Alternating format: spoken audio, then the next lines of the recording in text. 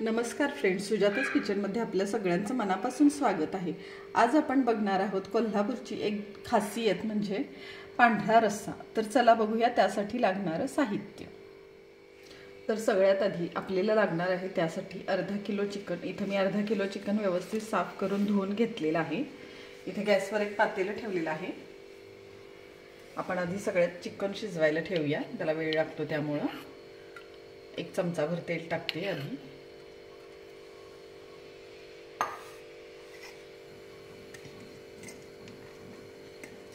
एक छोटासा कांदा,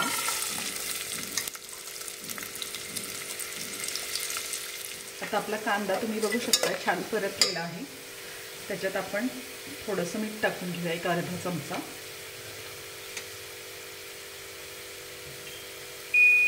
थोडीशी हळद आणि अगदी किंचितसा गरम मसाला थोडंसं तेलात परतून घेऊया आणि आपण जे चिकन घेतलेलं आहे ते टाकून घेऊया।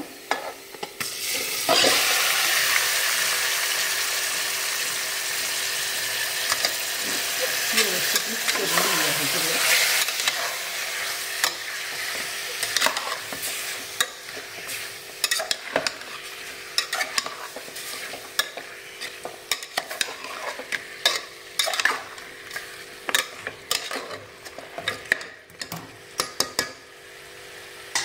आणि आता हे चिकन आपण लागेल एवढं गरम पाणी घालून बारीक गॅसवर शिजवून घेऊया, एकदा मिक्स करून घेऊया। आणि आपण जे इथे पाणी गरम करून घेतलेलं आहे ते आता ह्या चिकनमध्ये टाकूया।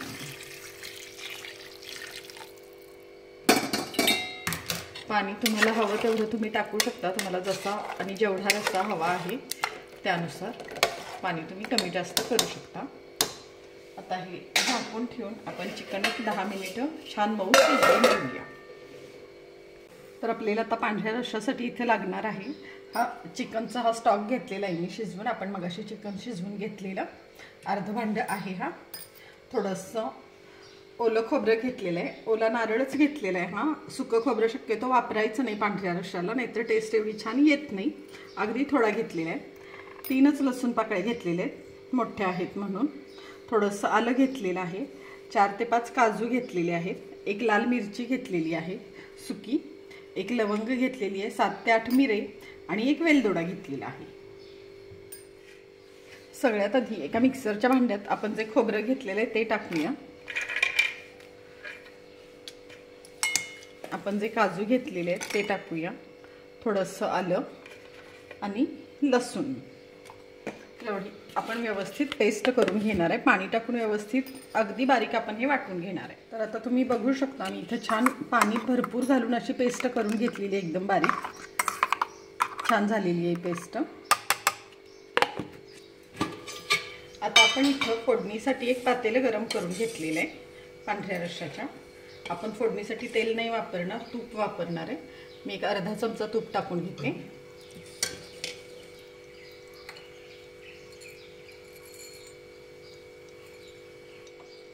तूप आता टाकल्यावर एक वेलदोडा, मिरे आणि लवंग,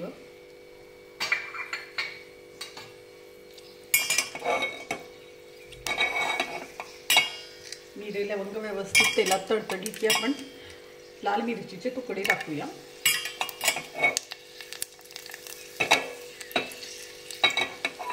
आणि आता आपण जो चिकनचा स्टॉक घेतलेला आहे तो टाकूया। गॅस थोडासा बंद करते।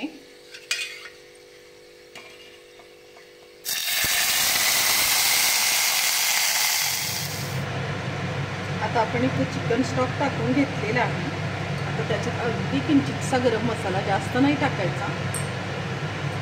आणि आपण जे काजू खोबरं वाटण करून घेतलेलं आहे त्यात आपण याच्यात मिक्स करूया। आणि आता हे व्यवस्थित आपण हलवून घेऊया।